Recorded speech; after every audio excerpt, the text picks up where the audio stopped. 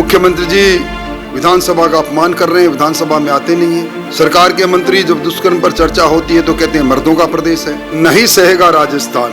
राजस्थान के लोगों को इस सरकार ने जो अपने पूरे 4 साल 7.5 महीने के कार्यकाल में दर्द दिया, दंश दिया, उसी के विरुद्ध में अब भारतीय जनता पार्टी ने खंदक की लड़ाई प्रारंभ की है। कल हम सचिवालय को घेरेंगे, सरकार के सरपरस्तों को पूछेंगे कि सचिवालय फाइलों की जगह पर नोट और सोना क्यों उगल रहा है। नमस्कार, मैं नेहा जोशी, आप देख रहे हैं द फैक्ट इंडिया। तो आज हमारे साथ बीजेपी से नेता प्रतिपक्ष राजेंद्र राठौड़ जी जुड़े हैं। तो सर, आप कल का एक आगाज दिया है, 1 अगस्त से है, जो एक नया अभियान करेगी। ऐतिहासिक बीजेपी है, एक बड़ा अभियान करने जा रही है, क्या कुछ उसकी रणनीति है? नहीं सहेगा राजस्थान। राजस्थान के लोगों को इस सरकार ने जो अपने पूरे 4 साल 7.5 महीने के कार्यकाल में दर्द दिया, दंश दिया, उसी के विरुद्ध में अब भारतीय जनता पार्टी ने खंदक की लड़ाई प्रारंभ की है। कल हम सचिवालय को घेरेंगे, सरकार के सरपरस्तों को पूछेंगे कि सचिवालय फाइलों की जगह पर नोट और सोना क्यों उगल रहा है। एक के बाद एक पेपर लीक क्यों हो रहे हैं। ये कौन वो शख्सियत है जो बाबूलाल कटारा जैसे लोगों को नामजद करती है। आज दुष्कर्म में अंदर, महिला दुष्कर्म में राजस्थान पहली पायदान पर क्यों है। ये विकास ठहरा हुआ क्यों है। ये किसान का कर्जे के कारण किसान की जमीन कुर्की का आदेश क्यों। ये अनुत्तरित सवाल है। इन सवालों का जवाब जनता की अदालत में सरकार से मांगने के लिए दूसरा सवाल ये है कि महिला उत्पीड़न की आप भी आवाज उठाते हैं, लेकिन जब पेपर लीक का मामला आता है तो गहलोत जी कह देते हैं कि बाकी राज्य में भी तो होता है जहां पे बीजेपी की सरकार है। और वहीं जब हम देखते हैं कि प्रधानमंत्री जी भी मन की बात तो घंटे भर कर लेते हैं, लेकिन 38 सेकंड उन्होंने जवाब दिया है मणिपुर की घटना पर।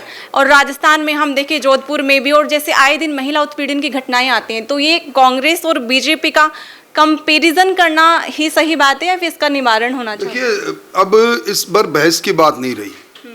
एनसीआरबी के आंकड़े चीख चीख कर कह रहे हैं कि राजस्थान महिला दुष्कर्म पर में पहली पायदान पर पहुंच गया।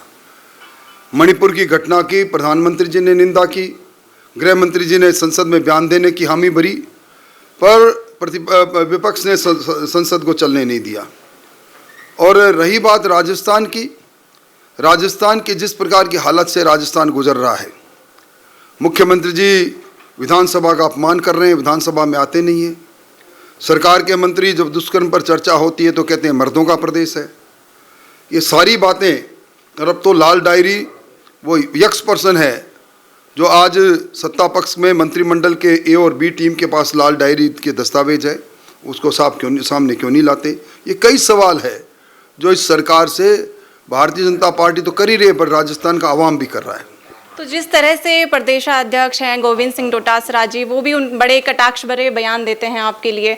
उन्होंने कहा भी कि जब मुख्यमंत्री आवास के पीछे ही आपका आवास है, उसमें आप रात में आपकी अलग ही महफिल होती है, एक सामने वाली खिड़की में चांद का टुकड़ा दिखता है, ऐसे कुछ उन्होंने बोला है। तो इस पर आप क्या कहना चाहेंगे? देखिए, मेरी निजी जिंदगी में मैं क्या करता हूँ, क्या नहीं करता हूँ, ये किसी को जानने का अधिकार नहीं।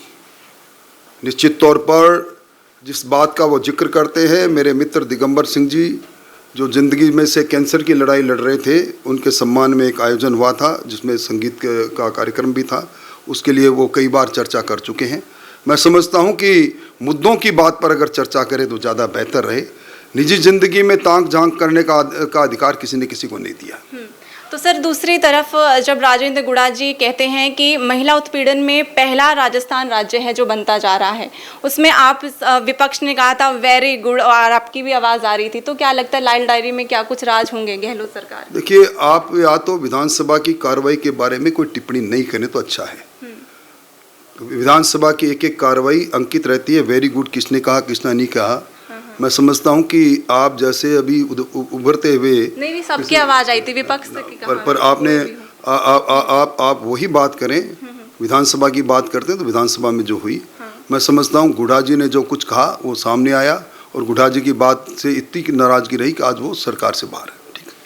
ठीक है, धन्यवाद आपका। और देखते हैं कि राजस्थान में इस बार सियासी मोड़ है वो किस तरह से है जो सामने आएगा। आप देख रहे हैं द फैक्ट इंडिया में, आपके साथ नेहा जोशी।